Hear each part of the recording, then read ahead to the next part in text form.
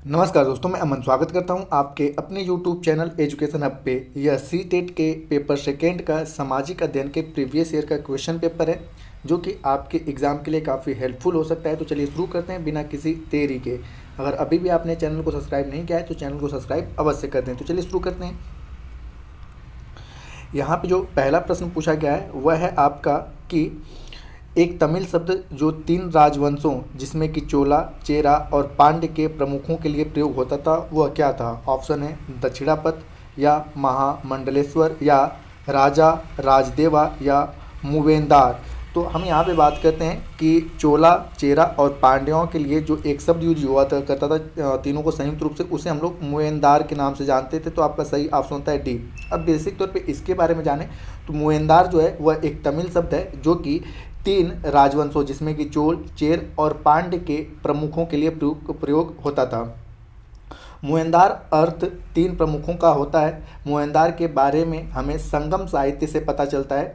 दक्षिणापथ से आशय, अगर यहाँ पे दक्षिणापथ की बात करें तो दक्षिणापथ से आशय है कि दक्षिण की ओर जाने वाला मार्ग था। चोल मतलब कि और महामंडलेश्वर की अगर बात करें तो महामंडलेश्वर राज्य के राज्यपाल के समतुल्य एक पद होता था। और चोल वंश का जो प्रतापी शासक हुआ करता था, ठीक है, उसे मतलब कि बेसिक तौर पे चोल वंश का जो प्रतापी शासक था उनका नाम था राजेंद्र चोल, और राजेंद्र चोल को राजा राजदेवा कहा जाता था। तो यहाँ पे मैंने तीनों का एक्सप्लेन किया कि दक्षिणापथ जो है दक्षिण की ओर जाने वाला मार्ग, महामंडलेश्वर जो कि एक राज्यपाल के समान हुआ करता था उसे हम लोग महामंडलेश्वर कहते थे, और राजेंद्र चोल ने, ठीक है, राजेंद्र चोल ने जो अपनी उपाधि धारण करी थी वह था राजा राजदेवा। तो यहाँ पे पूछा गया है कि तीन राजवंशों के लिए जो शब्द प्रयोग हुआ करता था उसका नाम था मूवेंदार, और यह एक तमिल भाषा का शब्द है। अगला क्वेश्चन है कि दिल्ली सल्तनत की भीतरी सीमाओं की नीति क्या थी। ऑप्शन है आंतरिक विद्रोह पर काबू रखना, या ऑप्शन बी है उत्तराधिकारी नियुक्ति में पैतृक अधिकारों पर संघर्ष, या ऑप्शन सी है आपका कि वनों को काटकर शहरों की पृष्ठभूमि में स्थिति भीतरी भूमि का सुदृढ़ीकरण, और आपका है चौथा कि प्रभावशाली नियंत्रण के लिए न्याय चक्र का निर्माण। तो हम यहाँ पे बात करें कि दिल्ली सल्तनत की भीतरी सीमाओं की नीति क्या थी, तो इसके अकॉर्डिंग आपका सही ऑप्शन होता है सी वाला कि वनों को काटकर शहरों की पृष्ठभूमि में स्थिति भीतरी भूमि का सुदृढ़ीकरण। अब यहाँ पे बेसिक तौर पे अगर जाने कि भीतरी भूमि को किसानों को देकर कृषि कार्य को प्रोत्साहित किया गया, वहीं भीतरी सीमाओं का क्षेत्र गंगा और यमुना के दोआब क्षेत्र तक विस्तृत था। दोआब किसे कहते हैं? दो नदियों की भूमि जो काफ़ी उपजाऊ होती है। तो जो भीतरी सीमा का क्षेत्र था गंगा और यमुना के दोआब क्षेत्र तक विस्तृत था। और भीतरी सीमाओं का अर्थ है कि गैरीसन कस्बों के भीतरी इलाकों का सुदृढ़ीकरण, और दिल्ली के सुल्तान ने ऐसा कृषि विस्तार हेतु कार्य किया था। तो यह बेसिक तौर पे कार्य किसके लिए किया गया था? तो कृषि विस्तार के लिए, क्योंकि यह जो क्षेत्र आता था गंगा और यमुना के दोआब क्षेत्र के अंतर्गत आता था, और इसीलिए उन्होंने क्या किया था, भीतरी सीमाओं के लिए एक नीति बनाई थी, और उसका उद्देश्य था कि वनों को काटकर शहरों की पृष्ठभूमि में स्थिति भीतरी भूमि का सुदृढ़ीकरण। अगला क्वेश्चन है आपका कि निम्नलिखित वक्तव्यों को पढ़कर सही विकल्प का चयन कीजिए। अब पहला कह रहा है, मतलब कि यहाँ पे वक्तव्य क्या है, तो कह रहा है कि औरंगजेब द्वारा जारी किए गए फरमान ने किन किन चीज़ों को स्वीकार किया था। तो पहला कह रहा है कि ईस्ट इंडिया कंपनी को शुल्क मुक्त व्यापार का अधिकार, जो कि बिल्कुल आपका सही है कि औरंगजेब ने अपने फरमान में यह स्वीकार किया था कि ईस्ट इंडिया कंपनी जो होगा वह शुल्क मुक्त व्यापार करेगा। और दूसरा कह रहा है कि निजी व्यापारियों को शुल्क मुक्त का अधिकार, तो यह गलत था क्योंकि उसने निजी व्यापारियों को शुल्क मुक्त व्यापार का अधिकार नहीं दिया था।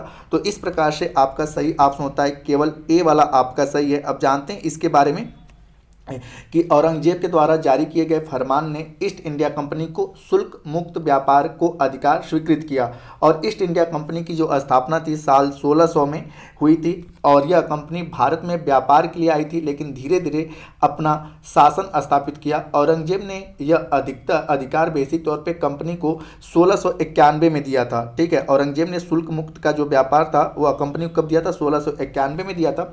और ईस्ट इंडिया कंपनी ने अपनी जो सबसे पहले 1608 में सूरत बंदरगाह पे पहुंची थी अपनी चीज़ों को लेकर। तो 1608 में यह सूरत बंदरगाह पे पहुंची, ठीक है। और वहीं से पहले मैंने आपको बताया कि ईस्ट इंडिया कंपनी पहले व्यापारी कंपनी हुआ करती थी, लेकिन भारत की प्रशासनिक चीज़ों को देखकर वह शासन की ओर अपना रुख किया। तो अब ओवरऑल यहाँ पे है कि अगर आपसे पूछा जाए कि औरंगजेब ने यह फरमान कब जारी किया था, तो 1691 में यह कहा था कि ईस्ट इंडिया कंपनी जो है वह शुल्क मुक्त व्यापार कर सकती है, लेकिन जो निजी व्यापारी हैं उनको क्या करना पड़ेगा, टैक्स देना पड़ेगा, वो शुल्क मुक्त नहीं रहेंगे। अगला क्वेश्चन है कि पहले के पूरा स्थलों में से एक पूरा स्थल बुर्ज होम में खाना पकाने के लिए चूल्हों का चिन्ह कहाँ मतलब मिलता है। ऑप्शन है आपका कि क्या खाना पकाने के चूल्हे झोपड़ी के अंदर मिले या झोपड़ी के बाहर मिले, क्या झोपड़ी के अंदर और बाहर दोनों जगहों पर मिले, या झोपड़ी से दूर मिले। तो अब यहाँ पे हम बात करते हैं कि बुर्ज होम में जो खाना पकाने के चूल्हों के चिन्ह मिले, वो जो मिले थे वह झोपड़ी के अंदर और बाहर दोनों मिले थे। तो सही ऑप्शन होता है सी। अब जानते हैं इसके बारे में कि बुर्ज होम में, जैसा कि मैंने बताया कि बुर्ज होम एक पूरा स्थल है जो कि कश्मीर घाटी में, अगर आपसे पूछा जाता है कि बुर्ज होम कहाँ पर है, तो कश्मीर घाटी में। यह सिंधु घाटी सभ्यता का सबसे उत्तरी स्थल भी माना जाता है। कश्मीर घाटी में यह श्रीनगर से उत्तर पूर्व की ओर स्थित है और इसे स्थानीय भाषा में प्लेस ऑफ विर्च के नाम से जाना जाता है। तो बुर्ज होम को प्लेस ऑफ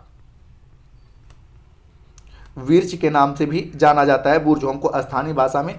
और यह भूरे रंग के मृत भांडों का प्रयोग करते थे। 1936 में बुर्ज होम की खुदाई के बारे में कब पता चला, तो 1936 की खुदाई प्रारंभ मतलब यहाँ पे खुदाई की प्रारंभ हुई और यह भारत का सबसे उत्तरी उत्खनिक नवपाषाण स्थल है। तो आपसे ये भी पूछा जा सकता है कि बुर्ज होम जो है वह पाषाण कालिक है या नवपाषाण कालिक है, तो नवपाषाण कालिक है। और इसकी खुदाई कब हुई थी, तो 1936 में हुई थी और इसके बारे में पता चला। और यह भारत का सबसे उत्तरी, जैसे आपसे पूछा जाता है कि सिंधु घाटी की सीमा जो है कहाँ, सबसे उत्तरी सीमा कहाँ पर है, तो बुर्ज होम जो कि कहां पड़ता है, जम्मू कश्मीर में। अगला क्वेश्चन कि वे लोग जो मध्ययुगीन अदालतों में पांडुलिपियों की प्रतिकृति बनाते थे उन्हें क्या कहते थे। ऑप्शन है सुलेखक या प्रतिलिपिक या लिपिक या भित्तिकार। तो बेसिक तौर पे जो लोग मध्ययुगीन अदालतों में पांडुलिपियों की प्रतिकृति बनाते थे उन्हें लिपिक के नाम से जाना जाता था, ठीक है। तो आपका सही ऑप्शन होता है सी। अब यहाँ पे जानते हैं कि बेसिक तौर पे वे लोग जो मध्ययुगीन अदालतों में पांडुलिपि की प्रकृति बनाते थे उन्हें लिपिक या नकल नवीस के नाम से, तो इनका एक और नाम आता है नकल नवीस, ठीक है, नकल नवीस कहते थे। और इन दिनों छापे खाने नहीं हुआ करते थे, इसलिए हाथ से ही पांडुलिपियां बनाया जाता था। पांडुलिपि उन दस्तावेजों को कहते हैं जो एक या अनेक व्यक्तियों द्वारा हाथों से लिखी गई। पांडुलिपियों को अभिलेखागार या पुस्तकालयों में सुरक्षित रखा जाता था। पर्यटन एवं संस्कृति मंत्रालय ने साल 2003 में राष्ट्रीय पांडुलिपि मिशन की स्थापना की। तो आपसे ये भी पूछा जा सकता है कि राष्ट्रीय पांडुलिपि मिशन की स्थापना कब हुई थी, तो साल 2003 में। और किस मंत्रालय के द्वारा किया गया था, तो पर्यटन और संस्कृति मंत्रालय के द्वारा किया गया था। अगला एक कथन और कारक से क्वेश्चन है। तो कथन जो कह रहा है वह कह रहा है कि हम्पी वाणिज्यिक और सांस्कृतिक गतिविधियों का केंद्र था, ठीक है, जो कि बिल्कुल आपका सही है। विजयनगर साम्राज्य के बारे में आपने सुना होगा, वहाँ की उसकी राजधानी मतलब बेसिक तौर पे हम्पी हुआ करती थी। तो यह हम्पी जो है वाणिज्यिक और सांस्कृतिक गतिविधियों का केंद्र था। और कारण कह रहा है कि हम्पी के बाजारों में मूरों यानी कि मुस्लिम सौदागरों के लिए सामूहिक रूप से प्रयुक्त नाम था मूरो, और चेट्टियों और यूरोपीय व्यापारियों का जमघट लगा रहता था। तो दोनों के दोनों सही हैं और कारण जो है वह कथन का सही प्रकार से एक्सप्लेन कर रहा है। तो इस प्रकार से आपका सही ऑप्शन होता है ए वाला कि ए और आर दोनों सही हैं और आर ए की सही व्याख्या कर रहा है। अब यहाँ पे बेसिक तौर पे अगर हम बात करें तो हम्पी को यूनेस्को की विश्व विरासत स्थल घोषित किया गया है। हम्पी जो है वह तुंगभद्रा नदी के तट पर स्थित है। यह साल 1336 से लेकर 1365 तक विजयनगर साम्राज्य की राजधानी रहा और बेसिक तौर पे यह वाणिज्यिक और सांस्कृतिक गतिविधियों का केंद्र था, जिसके कारण यहाँ पर मूर, चेट्टियार और यूरोपियों का बेसिक तौर पे यहाँ पर जमघट लगा रहता था।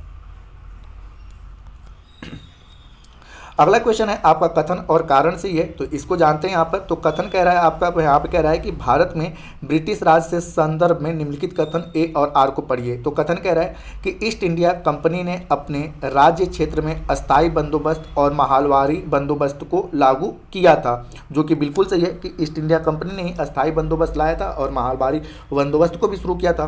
कारण कह रहा है कि इस बंदोबस्त को कृषि पद्धति में खासकर सिंचाई व्यवस्था में सुधार की जरूरत थी।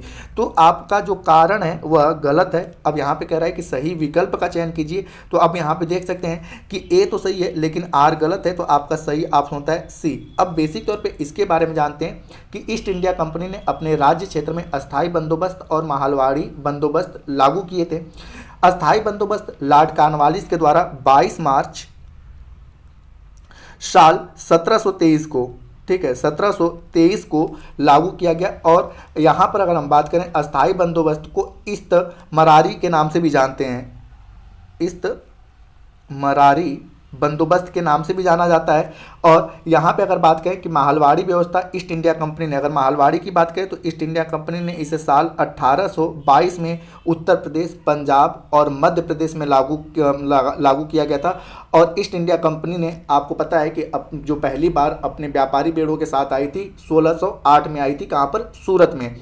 तो इस प्रकार से आपका पहला वाला स्टेटमेंट तो सही है। अब बात करते हैं दूसरा वाला क्यों गलत है, क्योंकि अस्थायी बंदोबस्त और जो आपका माहलवाड़ी बंदोबस्त है या दोनों सिंचाई से नहीं भू राजस्व से संबंधित हैं, ठीक है, भू राजस्व से संबंधित है, इसलिए आपका दूसरा वाला स्टेटमेंट गलत होता है। क्योंकि दूसरे वाले स्टेटमेंट में कहा गया कि यह सिंचाई की व्यवस्था के लिए थी, नहीं, यह भू राजस्व व्यवस्था को सुधार करने के लिए लाया गया था। अगला क्वेश्चन कह रहा है आपका कि निम्नलिखित कथनों में कौन सा कथन मध्ययुगीन काल के दौरान अहोम के बारे में सही है। अब यहाँ पे अहोम के बारे में पूछा गया है कि कौन सा कथन सही है। तो पहला जो कह रहा है कि वह मौजूदा यानी कि वर्तमान म्यांमार से आए हुए प्रवासी थे, जो कि बिल्कुल आपका सही है। आप एनसीईआरटी पढ़ेंगे तो पूरा एनसीईआरटी में इसके बारे में जानकारियाँ दिया गया है।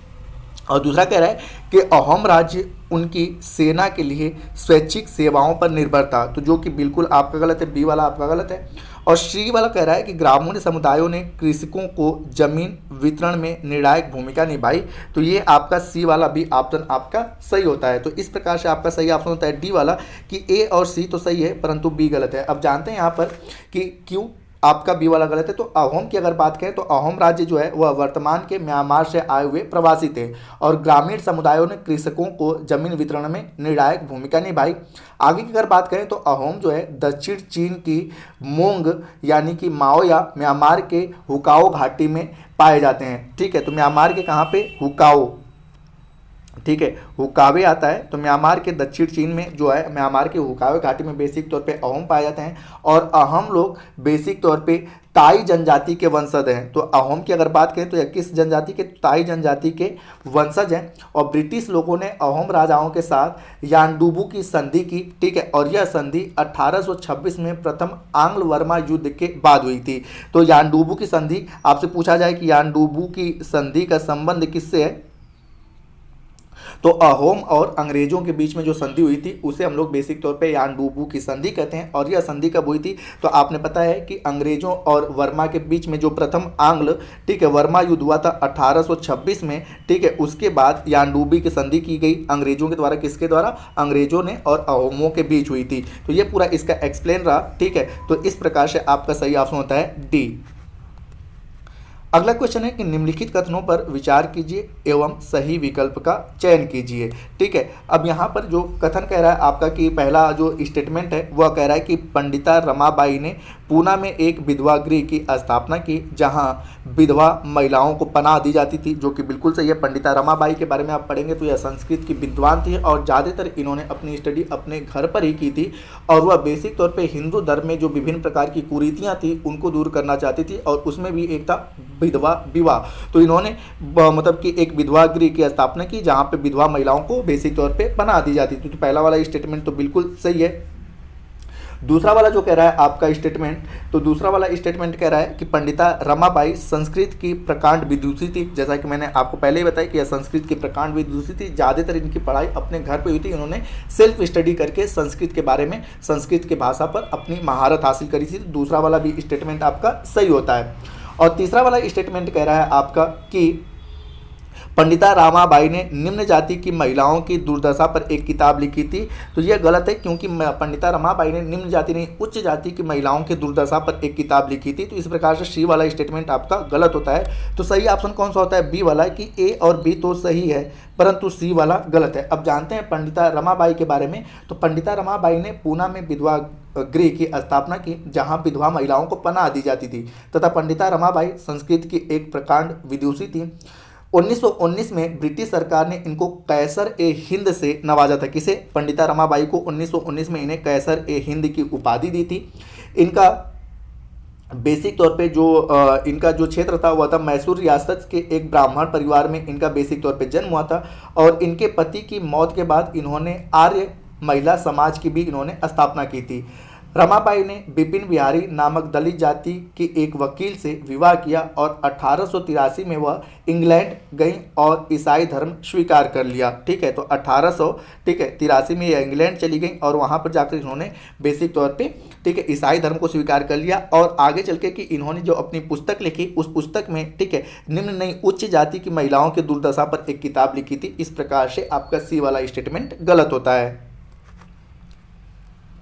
अगला क्वेश्चन है, निम्नलिखित में से किसने अपने लेखन द्वारा यह सिद्ध करने का प्रयास किया कि प्राचीन ग्रंथों में विधवाओं को जलाने की अनुमति नहीं दी गई है? सही विकल्प का चयन कीजिए। ऑप्शन है ईश्वरचंद्र विद्यासागर, या पंडिता रमाबाई, या राजा राम मोहन राय, या दयानंद सरस्वती। तो आप सभी ने पता है कि बेसिक तौर पे सती प्रथा के खिलाफ जो सबसे ज़्यादा जिन्होंने आवाज़ उठाया था और जिनके प्रयासों के स्वरूप भारत से सती प्रथा को बैन कर दिया गया वह व्यक्ति थे राजा राम मोहन राय। तो इन्होंने अपने लेखन से लोगों को यह बताने का प्रयास किया कि प्राचीन भारत के ग्रंथों में विधवाओं को जलाने की अनुमति नहीं दी गई है। तो इस प्रकार से सही ऑप्शन होता है सी वाला। अब यहाँ पे बेसिक तौर पे बात करते हैं कि नवंबर 1830 में बेसिक तौर पे राजा राम मोहन राय ने सती प्रथा से संबंधित अधिनियम पर प्रतिबंध लगाने से उत्पन्न संभावित अशांति का प्रतिकार करने से के उद्देश्य से इंग्लैंड चले गए। 1829 में विलियम बेंटिक की मदद से इन्होंने 1829 में तत्कालीन भारत का जो वायसराय था उसका नाम था लॉर्ड विलियम बेंटिक। तो उनकी मदद से बेसिक तौर पे सती प्रथा निरोध कानून बनवाने में यह सफल हुए। राजा राम मोहन राय को आधुनिक भारत के पुनर्जागरण का पितामह भी कहा जाता है। तो आपसे अगर कहा जाए कि पूछा जाए कि सती प्रथा का अंत कब किया गया? 1829 में। और आपने पता है कि राजा राम मोहन राय ने 1828 में ब्रह्म समाज की भी इन्होंने स्थापना किया था। और इसका मूल उद्देश्य क्या था कि हिंदू धर्म में जो प्राचीन रूढ़िवादी जो सारी चीज़ें उनको क्या किया जाए, समाप्त किया जाए। तो 1828 में ब्रह्म समाज की उन्होंने स्थापना किया और 1829 में इन्हीं के प्रयासों के द्वारा लॉर्ड विलियम बेंटिक जो तत्कालीन भारत का वायसराय हुआ करता था उसके सहयोग से सती प्रथा को समाप्त किया गया। और जब सती प्रथा को समाप्त किया गया तो जिसके कारण इनकी काफ़ी आलोचनाएं की गई और इन आलोचनाओं और साथ ही साथ कुछ अन्य चीज़ों को समाप्त करने के लिए 1830 में कहाँ पर चले गए? इंग्लैंड, और वहीं पर इनकी मृत्यु हो जाती है। अगला क्वेश्चन है कि निम्नलिखित में से कौन से तरीकों का प्रयोग 19वीं शताब्दी के सुधारकों ने समाज में फैली हानिकारक प्रथा को चुनौती देने के लिए किया?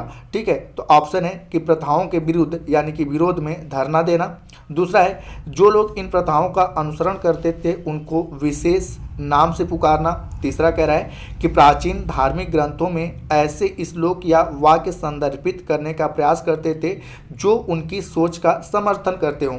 और चौथा कह रहा है बेसिक तौर पे कि पश्चिमी समाजों की प्रथा यानी कि रीति रिवाजों का गुणगान करना। तो इनमें से 19वीं शताब्दी में समाज सुधारकों ने हानिकारक प्रथाओं को चुनौती देने के लिए जो अपना कदम उठाया तो वह क्या था? सी वाला, कि प्राचीन धर्म ग्रंथों में ऐसे श्लोक या वाक्य संदर्भित करने का प्रयास करते थे जो उनकी सोच का समर्थन करते हो। तो सही ऑप्शन होता है आपका सी। अब इसके बारे में जानें तो बेसिक तौर पे यहाँ पर कि इन ऐसे समाज सुधारकों में कौन कौन से थे? तो रामकृष्ण परमहंस थे, स्वामी विवेकानंद थे, राजा राम मोहन राय थे, स्वामी दयानंद सरस्वती थे, आत्माराम पांडुरंग थे, देवेंद्रनाथ टैगोर थे, गोपाल कृष्ण गोखले। इस प्रकार के लोग थे जो इस प्रकार की चीज़ों का प्रयोग किए जिससे कि हिंदू धर्म या किसी भी धर्म में जो हानिकारक प्रथाएं हैं उनको लोग चुनौती दे सकें। अगला क्वेश्चन है कि दादा भाई नौरोजी एक बहुत बड़े पब्लिसिस्टर थे, निम्न में से कौन सा पब्लिसिस्टर शब्द को सही अभिव्यक्त करता है। तो यहाँ पूछा है कि पब्लिसिस्ट शब्द का बेसिक तौर पे अर्थ क्या होता है। तो ऑप्शन ए कह रहा है कि वह जो दैनिक समाचार में लेख लिखता हो, या ऑप्शन बी वह जो किसी विचार को विभिन्न माध्यम से प्रसारित करता हो, ऑप्शन सी है कि वह जो अत्यंत लोकप्रिय हो, और ऑप्शन डी कह रहा है कि वह जो किसी सार्वजनिक पद पर आसीन हो। तो पब्लिसिस्ट शब्द का जो सही अभिव्यक्त करता है वह है आपका ऑप्शन बी, कि वह जो किसी विचार को विभिन्न माध्यम से प्रसारित करता हो। अब बात करते हैं बेसिक तौर पे राजा राम मोहन राय की।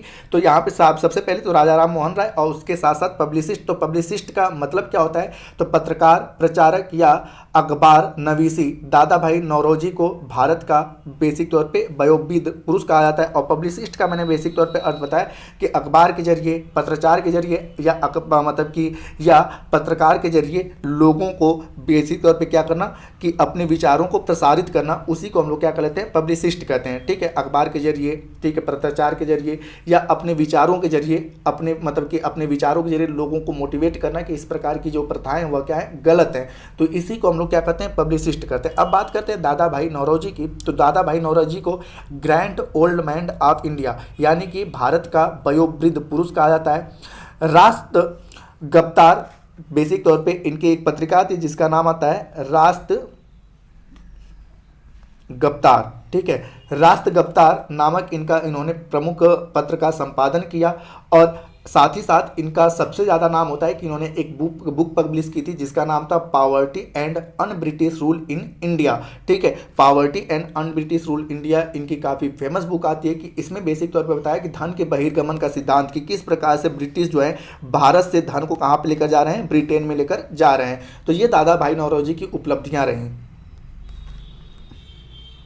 आगे है आपका कि दो कॉलम है और इसमें सही सुमेलित करना है। तो पहला जो आपका दिया है कि रौलक एक्ट, तो आप सभी ने पता है कि रौलक एक्ट को कब चलाया गया, तो साल 1919 में। तो ए का हो जाएगा आपका 4, ठीक है, ए का आपका 4 हो जाएगा। उसके बाद बी कह रहा है हिंदुस्तान सोशलिस्ट रिपब्लिक संगठन, जिसमें चंद्रशेखर आज़ाद, भगत सिंह लोगों ने मिलकर इसकी स्थापना की थी। तो हिंदुस्तान सोशलिस्ट रिपब्लिकेशन जो आपका रिपब्लिक संगठन है, इसकी स्थापना साल 1928 में की गई थी। तो बी का हो जाएगा आपका 1, यहाँ पर आपका बी होगा। उसके बाद दिया है भारतीय कम्युनिस्ट पार्टी। तो भारतीय कम्युनिस्ट पार्टी की जो स्थापना की गई थी साल 1925 में की गई थी। ठीक है, तो यहाँ पे आपका सी हो जाएगा। और लास्ट आपका दिया है कि पूर्ण स्वराज की घोषणा कब की गई थी। तो आपने पता है कि जब जवाहरलाल नेहरू कांग्रेस के अध्यक्ष बने थे 1929 में, और उसी समय उन्होंने रावी नदी के तट पर पूर्ण स्वराज की घोषणा की, और इसी के तहत 26 जनवरी 1930 को भारत ने अपना पहला स्वतंत्रता दिवस मनाया था। इसीलिए हम प्रत्येक वर्ष 26 जनवरी को गणतंत्र दिवस के रूप में मनाते हैं। तो पूर्ण स्वराज की घोषणा कब की गई थी, तो आपका 1929 में, किसके द्वारा, तो जवाहरलाल नेहरू के द्वारा। तो आपका डी का हो जाएगा 3, तो ये आपका डी है। तो ये आपका सही मैचअप होता है।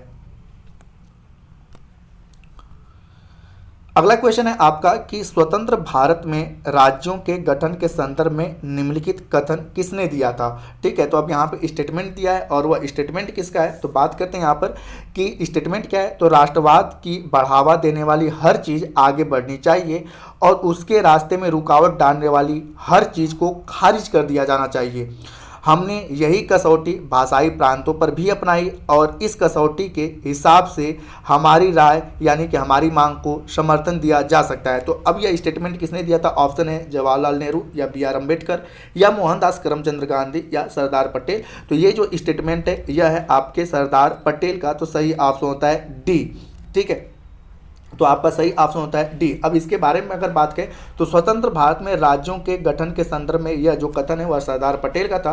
प्रधानमंत्री जवाहरलाल नेहरू और उप प्रधानमंत्री वल्लभ भाई पटेल दोनों ही भाषा के आधार पर राज्यों की गठन की नीति के विरोधी थे, तथा 1920 में भारतीय राष्ट्रीय कांग्रेस ने आश्वासन दिया था कि जैसे ही देश आज़ाद होगा प्रत्येक बड़े भाषाई समूह को अपना अलग प्रांत होगा। ठीक है, तो 1920 में जब आईएनसी ने इस प्रकार का स्टेटमेंट दिया, तो जैसे ही भारत 1947 में आज़ाद हुआ तो लोगों ने भाषाई आधार पर अपने राज्यों की मांग करना शुरू किया, और जब भाषाई आधार पर राज्यों की मांग करना शुरू किया तो यहाँ पर पटेल ने सोचा कि अगर इस प्रकार की चीज़ें होंगी तो भारत फिर से कई सारे खंडों में बढ़ जाएगा, इसीलिए इन्होंने अपना यह स्टेटमेंट दिया। हालांकि आपने पता होगा कि अंततः सरकार को झुकना पड़ा और भाषाई आधार पर पहले राज्य का गठन किया गया आंध्र प्रदेश का, और धीरे धीरे फिर उसके बाद कई सारे राज्यों का भाषाई आधार पर गठन करना पड़ा है। अगर गठन नहीं होता तो भारत फिर से कई सारे खंडों में टूट जाता है, क्योंकि अंग्रेजों ने फूट डालो और राज करो की नीति का जो बेसिक तौर पे बीज बोकर चले गए थे, उसका हमें आज भी खामियाजा भुगतना पड़ता है। अगला क्वेश्चन है आपका कि पृथ्वी के संदर्भ में निम्नलिखित कथनों पर विचार कीजिए, और कह रहा है कि सही विकल्प का चयन कीजिए। तो अब यहाँ पर जो पहला स्टेटमेंट कह रहा है कि पृथ्वी का कक्षीय समतल के साथ इसके अक्ष जो है 66.5 डिग्री का कोण बनाता है। ठीक है, तो आपका पहला वाला स्टेटमेंट तो बिल्कुल आपका सही है कि पृथ्वी अपने अक्ष में 23.5 डिग्री और अपने कक्ष में 66.5 डिग्री क्या है अंश पे झुका हुआ है। दूसरा कह रहा है कि पृथ्वी अपने अक्ष पर घूमना परिक्रमण कहलाता है, तो जो कि बिल्कुल गलत है। पृथ्वी का अपने अक्ष पे घूमना परिक्रमण नहीं, बेसिक तौर पे पृथ्वी का अपने अक्ष पे घूमना क्या कहलाता है, परिभ्रमण कहलाता है। और पृथ्वी का अपने कक्षा में घूमना, अपने कक्ष पे घूमना, वो क्या कहलाता है, आपका परिक्रमण कहलाता है। तो आपका दूसरा वाला स्टेटमेंट इसलिए गलत होता है, तो इसलिए आपका सही ऑप्शन होता है ए वाला कि ए तो सही है परंतु बी क्या है, गलत है। अगला क्वेश्चन है कि पृथ्वी अपने अक्ष पर 1 घंटे में कितनी डिग्री का कोण बना लेती है। तो अगर हम बात करें कि पृथ्वी अपने अक्ष पर 1 घंटा जो घूमना होता है तो कितने डिग्री का कोण बना लेती है, तो आपने पता है कि पृथ्वी जो है वह लगभग गोल है। तो पृथ्वी जो लगभग गोल है तो इस पे कुल 360 डिग्री का कोण बनता है। ठीक है, कुल 360 डिग्री। और तो पृथ्वी आपने पता है कि एक दिन में अपने अक्ष पर एक बार घूम लेती है, तो 360 डिग्री घूमने में पृथ्वी को कुल कितना समय लग रहा है, तो 24 घंटा लग रहा है। तो 24 से जब 360 को डिवाइड करते हैं तो आपका कितना आता है, 15 डिग्री। तो इस प्रकार से 1 घंटे में पृथ्वी लगभग कितने डिग्री कोण बनाती है, घूमती है, तो 15 डिग्री कोण बनाती है घूमने में। तो आपका सही ऑप्शन होता है डी वाला कि पृथ्वी 1 घंटे में लगभग 15 डिग्री देशांतर रेखाओं को पार कर जाती है और 24 घंटे में 360 को पार कर जाती है। इस तरह से 24 घंटे में लगभग पृथ्वी अपने अक्ष पर एक बार पूरा राउंड लगा लेती है। अगला क्वेश्चन है कि निम्नलिखित कथनों ए, बी तथा सी पर देशांतरों व अक्षांशों के संदर्भ में विचार कीजिए तथा सही उत्तर का चयन कीजिए। अब यहां पर जो पहला कह रहा है आपका ऑप्शन, ठीक है, कि अक्षांश समानांतर वृत्त होते हैं, तो जो कि बिल्कुल सही है। ठीक है, आपका ये पृथ्वी है और पृथ्वी पर, ठीक है, इस प्रकार की जो रेखाएं होती हैं, ठीक है, इसे हम क्या कहते हैं, अक्षांश रेखाएं कहते हैं। तो ये एक दूसरे क्या होती हैं, समानांतर वृत्त होती हैं, तो जो कि बिल्कुल आपका सही है। दूसरा कह रहा है कि देशांतर जो होते हैं वह समानांतर वृत्त होते हैं, तो यहाँ पे कह रहा है कि देशांतर जो होते हैं वह समानांतर वृत्त होते हैं, तो यह गलत है क्योंकि देशांतर रेखाएं इस प्रकार की होती हैं।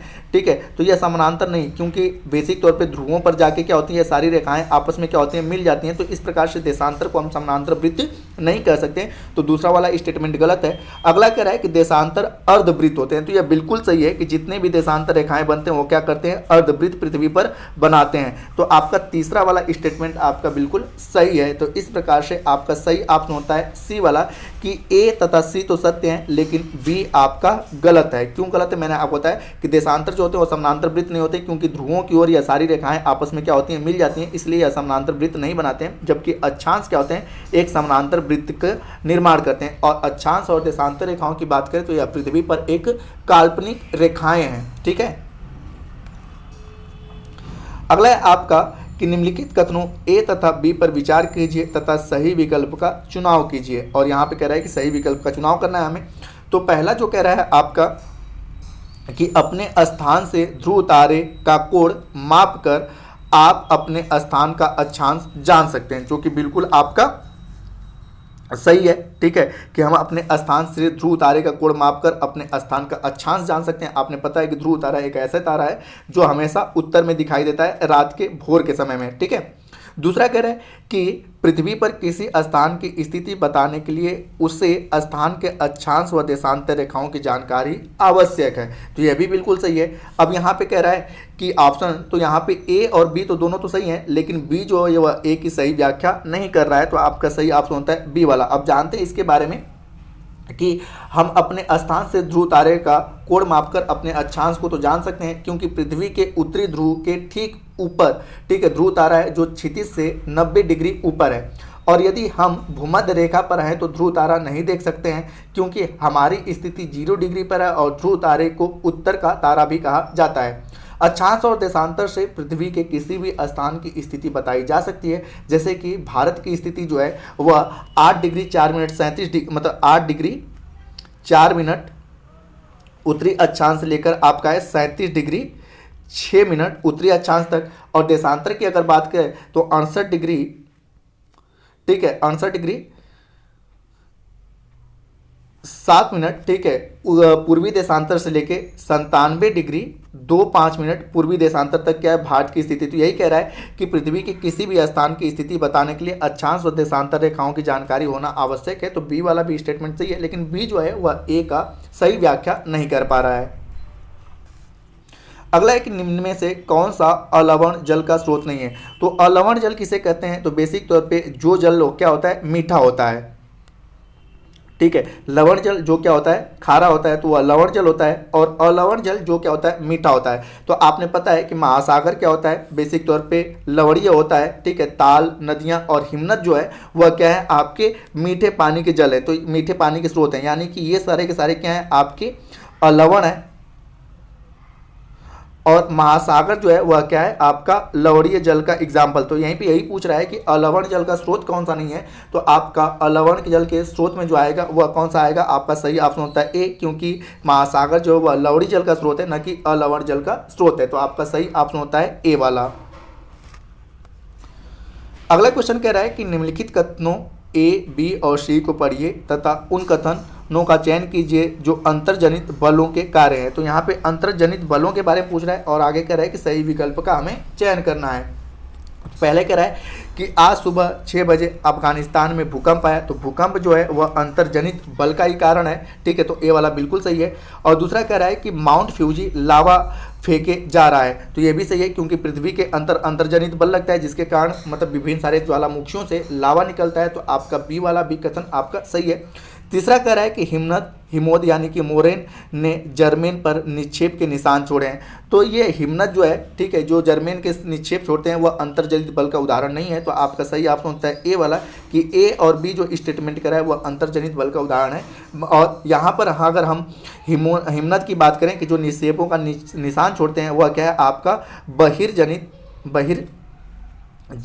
बल का उदाहरण है। तो इसलिए आपका सी वाला गलत होता है, ठीक है। अगर अंतर्जनित बलों में बात करें तो अंतर्जनित बलों में क्या आता है, भ्रंशन आता है, वलयन आता है और भूकंप। ये सारी जो क्रियाएं हैं ये सारी बेसिक तौर पे क्या होती है कि पृथ्वी के अंदर होती है, और इसीलिए इसे हम लोग अंतर्जनित बल कहते हैं, ठीक है। भूकंप जो होता है पृथ्वी के अंदर के बल के कारण भूकंप आता है, तो इसीलिए जो घटनाएं पृथ्वी के अंदर होने के कारण उत्पन्न होती है उसे हम लोग अंतर्जनित बल कहते हैं। और जो चीज़ें बेसिक तौर पर पृथ्वी के बाहर होने के कारण, ठीक है, होती हैं उन्हें हम लोग बाह्यजनित बल के नाम से जानते हैं। तो जो सी वाला ऑप्शन है वह बाह्यजनित बल का उदाहरण है। अगला जो क्वेश्चन कह रहा है वह कह रहा है कि निम्नलिखित कथनों ए, बी और सी पर विचार कीजिए तथा सही विकल्प का चयन करना है यहाँ पर। तो पहला जो कह रहा है आपका कि स्थल आकृतियाँ महाद्वीपों पर पाई जाती हैं, न कि महासागरों की सतह पर। तो यह बिल्कुल आपका गलत है, क्योंकि स्थल आकृतियाँ जो होती हैं वह महाद्वीपों पर भी पाई जाती हैं, और आप महासागरों की सतह में नीचे जाएंगे तो वहाँ पर भी विभिन्न प्रकार की आपको स्थल आकृतियाँ देखने को मिलती हैं। तो पहला वाला स्टेटमेंट आपका क्या है, गलत है। दूसरा कह रहा है कि बेसिक तौर पर दूसरा कह रहा है आपका कि प्राकृतिक वातावरण से तात्पर्य पृथ्वी पर पाई जाने वाली केवल जीवीय परिस्थितियों से। तो यह भी गलत है, क्योंकि प्राकृतिक वातावरण से मतलब होता है कि पृथ्वी पे जितने भी जैविक और अजैविक चीज़ें पाई जा रही हैं, ठीक है, जैविक और अजैविक चीज़ें पाई जा रही हैं, उन सभी को लेकर हम क्या कहते हैं, प्राकृतिक वातावरण कहते हैं। तो इस प्रकार से दूसरा वाला भी स्टेटमेंट आपका गलत होता है। तीसरा कह रहा है कि मानवीय वातावरण से तात्पर्य मनुष्य की परस्पर क्रियाएं, उनकी गतिविधियां एवं उनके द्वारा बनाई गई रचनाओं से हैं, जो कि बिल्कुल सही है। इस प्रकार की गतिविधियां जो मानव के द्वारा क्रिएट की गई हों और मानव के इर्द गिर्द रहें या मानव के द्वारा बनाई जाती हैं, उस प्रकार की गतिविधियों को हम लोग मानवीय वातावरण कहते हैं। तो आपका सी वाला स्टेटमेंट आपका सही होता है। ए और बी क्यों गलत है मैंने आपको बताया, तो इस प्रकार से सही ऑप्शन होता है सी वाला। अगला क्वेश्चन है कथन और कारण से। कथन कह रहा है कि उच्च ज्वार नौ संचालन में बेसिक तौर पे नौ संचालन में सहायक होता है, जो कि बिल्कुल आपका सही है। उच्च ज्वार आते हैं तो नौ संचालन के लिए काफ़ी अच्छा होता है। और कारण जो कह रहा है वह कह रहा है आपका कि उच्च ज्वार जल स्तर को तट की ऊंचाई तक पहुंचाते हैं, जो जहाज को बंदरगाहों तक पहुंचाने में सहायता प्रदान करते हैं। तो कारण कथन का बिल्कुल सही एक्सप्लेन कर रहा है कि जब तटों पर, ठीक है, उच्च ज्वार आते हैं तो आपने पता है कि तटों पर बहुत अधिक जल का जमाव नहीं होता है, लेकिन जब जो उच्च ज्वार आता है तो तटों पर भी भारी मात्रा में जल का क्या होता है, जमाव हो जाता है, जिसके कारण, ठीक है, तटों पर आसानी से क्या होते हैं, जहाज पहुंच जाते हैं बंदरगाहों पर। तो इस प्रकार से कारण जो है वह कथन की सही व्याख्या कर रहा है और ए और आर दोनों के दोनों सही हैं। तो सही ऑप्शन होता है ए वाला कि ए और आर दोनों सही हैं और आर ए की सही व्याख्या कर रहा है। अब जानते हैं इसके बारे में बेसिक तौर पे कि ज्वार भाटा जो है चंद्रमा और सूर्य के पृथ्वी पर गुरुत्वाकर्षण बल के खिंचाव के कारण उत्पन्न होता है। अमावस्या और पूर्णिमा के दिन सूर्य, चंद्रमा और पृथ्वी एक सीध में होते हैं, अतः ज्वार सामान्य से 20% अधिक होता है। इसे ही दीर्घ ज्वार या उच्च ज्वार भी कहा जाता है। उच्च ज्वार जो है वह नौ संचालन में सहायक होते हैं। जल स्तर बढ़ जाने के कारण जहाज को बंदरगाह पर पहुंचने में क्या होता है, सहायता प्रदान होता है। अगला क्वेश्चन है कि जैसे जैसे हम वायुमंडल की परतों के ऊपर जाते हैं, ठीक है, स्थिति क्या होती है। तो यहाँ पर पहला कह रहा है कि दबाव बढ़ता है लेकिन तापमान कम होता है, यह बिल्कुल आपका गलत है। दूसरा कह रहा है कि दबाव कम होता है लेकिन तापमान बढ़ता है, ये भी गलत है। तीसरा कह रहा है कि दबाव और तापमान समान रहते हैं, ये भी गलत है।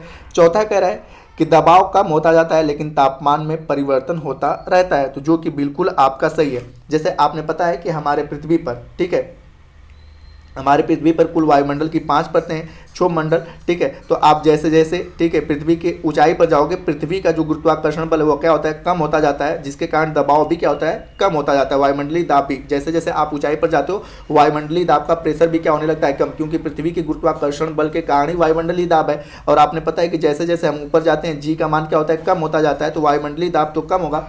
और आपने ये भी पता है कि 165 मीटर की ऊंचाई पर तापमान क्या होता है, 1 डिग्री सेंटीग्रेड घटता है। 165 मीटर की जैसे ऊंचाई पर पहुंचेंगे तापमान क्या होगा, 1 डिग्री सेंटीग्रेड क्या होता है, कम होता जाता है। तो इस प्रकार से हम कह सकते हैं कि दबाव कम होता है और तापमान परिवर्तित होता है, कम नहीं परिवर्तित होता रहता है, क्योंकि आपने पता है कि बेसिक तौर पे क्षोभ मंडल की ऊंचाई पर जब आएंगे तो तापमान क्या होगा, डिक्रीज होगा, यानी कम होगा। उसके बाद जैसे ही आप क्षोभ मंडल के बाद अगला मंडल होता है समताप मंडल, तो समताप मंडल में तापमान ऊंचाई पर जाने पे क्या होता है, इंक्रीज होता है। फिर उसके बाद आपका मध्य मंडल आता है, उसमें भी तापमान क्या होता है, ऊंचाई पर जाने के बाद डिक्रीज होता है। उसके बाद आपका आता है बेसिक तौर पे आयन मंडल, तो आयन मंडल में ऊंचाई पे जाने के बाद तापमान इंक्रीज होता है और आयन मंडल में ही पाया जाता है ताप मंडल, जिसको हम कहते हैं थर्मोस्फीयर। तो ये हमारे वायुमंडल का सबसे गर्म मंडल होता है। आपसे पूछा जाए कि हमारे वायुमंडल का सबसे गर्म मंडल कौन सा है, तो थर्मोस्फीयर यानी कि ताप मंडल, जो कि आयन मंडल में ही पाया जाता है। और लास्ट में आता है आपका 5वां परत होता है आपका बहिर्मंडल, ठीक है। तो बहिर्मंडल में ऊंचाई पर जाने के बाद टेम्परेचर क्या होता है, डिक्रीज यानी कि कम होता है। तो इस प्रकार से हम कह सकते हैं कि केवल कम नहीं होता है, डी के फार्मूले में ये चलते रहते हैं तापमान, तो इसलिए तापमान क्या होता है, परिवर्तित होता रहता है, लेकिन दबाव किसी भी मंडल में आप जाएंगे दाब क्या होता है, कम होता जाता है। अगला क्वेश्चन है कि भारत में भौतिक रूपकों के संदर्भ में निम्नलिखित कथनों पर विचार करें और सही विकल्प का हमें चयन करना है। तो भौतिक रूपकों के बारे में यहाँ पर बेसिक तौर पे दिया गया है। तो आपका पहला कह रहा है कि बहुत से लोकप्रिय पहाड़ी स्थान मध्य हिमालय में स्थित हैं, जो कि बिल्कुल सही है कि जितने भी घूमने वाले जो पहाड़ी स्थान हैं वो बेसिक तौर पर भारत के मध्य हिमालय वाले क्षेत्र में ही आते हैं। आगे की अगर हम बात करें तो उत्तरी मैदान घनी आबादी वाले क्षेत्र होते हैं, क्योंकि नदियों के मैदान उपजाऊ भूमि होता है और कृषि के लिए काफ़ी उपयुक्त होता है। तो बेसिक तौर पे आप देखेंगे कि उत्तर भारत में बेसिक तौर पे सबसे घनी आबादी है, क्योंकि यह जीवन के लिए भी अनुकूल है और साथ ही साथ कृषि के लिए भी अनुकूल होता है, तो जिसके कारण यहाँ पर एक घनी आबादी आकर बस जाती है, तो जो कि बिल्कुल आपका सही है। और तीसरा कह रहा है कि पश्चिमी घाट में खनिजों की प्रचुरता है और यहाँ घनी आबादी वाले हैं। तो यहाँ पे जो है कि पश्चिमी घाट में खनिजों की प्रचुरता तो है, परंतु यहाँ पर घनी आबादी नहीं है, इसलिए आपका तीसरा वाला स्टेटमेंट गलत होता है। तो आपका सही ऑप्शन होता है सी वाला कि ए और बी तो सही है, परंतु सी वाला गलत है। क्यों गलत है मैंने आपको बेसिक तौर पे बताया। अब बात करते हैं कि भारत के भौगोलिक रूपकों के संदर्भ में बहुत लोकप्रिय पहाड़ी स्थान जो है हिमालय में स्थित है और उत्तरी मैदान घनी आबादी वाले क्षेत्र होते हैं, क्योंकि नदियों के मैदान कृषि भूमि के लिए उपजाऊ होते हैं। हिमालय पर्वत तंत्र जो है महान हिमालय, मध्य हिमालय और शिवालिक से मिलकर बना हुआ है। मध्य हिमालय को हम लोग लघु हिमालय भी कहते हैं और उत्तरी मैदान जो है सिंधु, गंगा तथा ब्रह्मपुत्र इन नदियों से बना है। समृद्ध मृदा आवरण, पर्याप्त पानी एवं कृषि के लिए उपयुक्त होने के कारण भारत का सबसे सघन बसा क्षेत्र जो है वह आपका मैदानी क्षेत्र ही। और अगर बात करें आगे की तो पश्चिमी घाट, जैसे मैंने बताया कि पश्चिमी घाट में बेसिक तौर पे खनिज तो पाए जाते हैं, लेकिन पहाड़ी होने के कारण यहाँ पर घनी आबादी नहीं पाया जाता है। अगला क्वेश्चन है कि लद्दाख में पाया गया यूरेनियम किस तरह का संसाधन है? तो ऑप्शन है सर्वव्यापक, संभाव्य, वास्तविक या नवीनीकरण। तो बेसिक तौर पे यूरेनियम जो लद्दाख में पाया गया है वह आपका संभाव्य नामक संसाधन में आता है, तो आपका सही ऑप्शन होता है बी। अब यहाँ पे बेसिक तौर पे कि हम बात करें तो लद्दाख में मौजूदा यूरेनियम की संपूर्ण मात्रा निर्धारित नहीं की जा सकी है। संभाव्य संसाधन ऐसे संसाधन को कहा जाता है जिनका वर्तमान में उपयोग नहीं किया जा रहा है परंतु निकट भविष्य में इनका उपयोग किया जा सकता है। ठीक है, तो ऐसे संसाधनों को हम क्या कहते हैं? संभाव्य संसाधन के नाम से जानते हैं। अगला क्वेश्चन है कि निम्नलिखित कथनों पर विचार करें तथा सही विकल्प का चयन करें। अब यहाँ पे कह रहा है सही विकल्प का चयन करें। तो पहला जो कह रहा है वह कह रहा है कि आर्थिक रूप से विकसित देश सघन जनसंख्या वाला देश हो सकता है। तो यहाँ पे संभावना कर रहा है कि बेसिक तौर पे हम देखते हैं कि जो आर्थिक रूप से विकसित देश होते हैं वहाँ पर बेसिक तौर पे सघन जनसंख्या बसती है, तो बिल्कुल आपका सही है। दूसरा वाला कह रहा है कि जनसंख्या के आधार पर महिलाओं का आधिक्य अनिवार्य रूप से समाज में उनकी बेहतर स्थिति को दर्शाता है। तो ये वाला गलत है, क्योंकि जनसंख्या के आधार पर महिलाओं का आधिक्य जरूरी नहीं है कि समाज में उनकी बेहतर स्थिति को दर्शाए। ठीक है, तो यहाँ पे अनिवार्य है। यहाँ पे ये लगा, यहाँ पे भी अगर संभाव्य रूप से लिखता तो भी आपका बी वाला स्टेटमेंट सही होता है, लेकिन यहाँ पे अनिवार्य लिखा है तो जरूरी नहीं है कि जहाँ पर महिलाओं का आधिक्य हो अनिवार्य रूप से उनकी बेहतर स्थिति ही वहाँ पर हो। ठीक है, बेसिक तौर पर हमने देखा है कई सारे ऐसे क्षेत्र होते हैं जहाँ पे महिलाओं की संख्या बहुत अधिक है परंतु उनकी बेहतर स्थिति नहीं है। तो संभाव्य रूप से लिखता है कि संभाव्य रूप से उनकी समाज में बेहतर स्थिति को दर्शाता है, तो हो सकता है कि बी वाला ऑप्शन आपका सही हो, लेकिन यहाँ पे अनिवार्य रूप से लिखा है इसलिए बी वाला ऑप्शन आपका गलत होता है। और तीसरा कह रहा है कि किसी देश की जनसंख्या संगठन का अध्ययन करने के लिए जनसंख्या पिरामिड एक साधन होता है, तो जो कि बिल्कुल आपका सही है कि जनसंख्या पिरामिड जो होता है वह किसी देश की जनसंख्या संगठन का अध्ययन करने का सबसे उपयुक्त तरीका होता है। तो इसलिए आपका सही ऑप्शन होता है सी वाला। तो आपका सही ऑप्शन है सी कि ए और सी तो सही है परंतु बी गलत है, क्योंकि यहाँ पे अनिवार्य रूप से लिखा हुआ है इसलिए आपका बी गलत होता है। अगला क्वेश्चन कह रहा है कि निम्नलिखित कथन ए तथा बी पर विचार कीजिए तथा सही विकल्प का चयन कीजिए। यहाँ पे कह रहा है सही विकल्प का चयन करना है।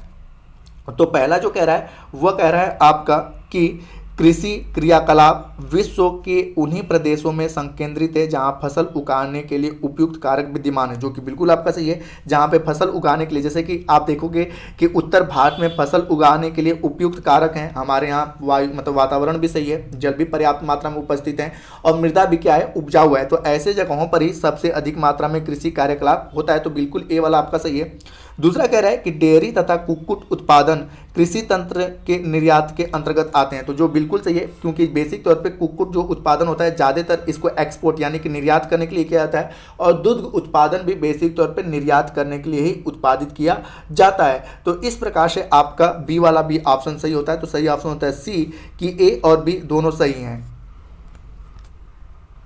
अगला क्वेश्चन कह रहा है कि निम्नलिखित में से कौन सी भाषा तिब्बत वर्मा परिवार से संबंधित रखती है? ऑप्शन है असमिया, फारसी, सिंधी या खासी। तो तिब्बत वर्मा की अगर बात करें तो तिब्बत वर्मा परिवार से संबंधित जो भाषा है वह क्या है, खासी है। तो सही ऑप्शन होता है डी। ठीक है, अगर बात करें इस भाषा की तो यह जो है पूर्वोत्तर भारत के मेघालय राज्य में खासी समुदाय द्वारा बोले जाने वाली भाषा है। खासी भाषा की अपनी कोई लिपि नहीं है एवं असमिया भाषा जो है वह असम प्रांत में बोली जाती है। ठीक है, असम प्रांत की यह आधिकारिक भाषा है तथा असम में बोले जाने वाली भाषाओं की एक यह प्रमुख भाषा है। अगर बात करें फारसी की तो फारसी कहाँ पर, ईरान देश की भाषा है और ईरान के एक प्रांत फारस के निवासियों ने इस भाषा को फैलाया था। और बात करते हैं सिंधी की तो सिंधी भारत के पश्चिमी हिस्से और मुख्य रूप से सिंध प्रांत में, जो कि पंजाब से लगा हुआ सिंध प्रांत है, वहाँ के बोले जाने वाली भाषा है। तो यहाँ पे खासी के बारे में पूछा है तो भारत तिब्बत वर्मा जो है ये तिब्बत वर्मा परिवार से जो संबंध रखने वाली भाषा है वह खासी है, जो कि खासी एक जनजाति भी है जो आपकी मेघालय, आपने सुना होगा गारो खासी जयंतिया पहाड़ियाँ जो कि मेघालय राज्य में आती हैं। तो ये जयंतिया पहाड़ियाँ भी है, जनजातियाँ भी है और खासी लोगों के द्वारा यह बोले जाने वाली भाषा भी है। ठीक है, तो आपका सही ऑप्शन होता है डी। अगला क्वेश्चन है कि सामाजिक विज्ञापन संकेत करता है। ऑप्शन है आपका कि सामाजिक सभाओं में जाकर विज्ञापन बनाने की तरफ, तो जो कि बिल्कुल आपका गलत है। एक सामाजिक विज्ञापन का हम ऐसा कोई संकेत नहीं देते हैं कि लोग जाएं सामाजिक सभाओं में और विज्ञापन बनाने लगे।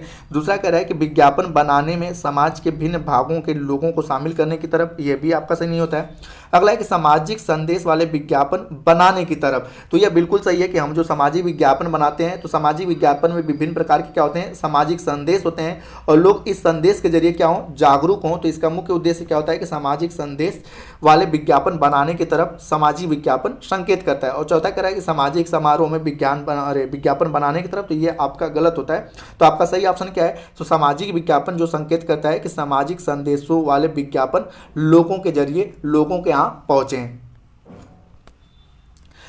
आज के इस सेशन का अंतिम क्वेश्चन है कि निम्नलिखित कथन ए तथा बी पर विचार कीजिए तथा दिए गए विकल्पों में से सही विकल्प का चयन कीजिए।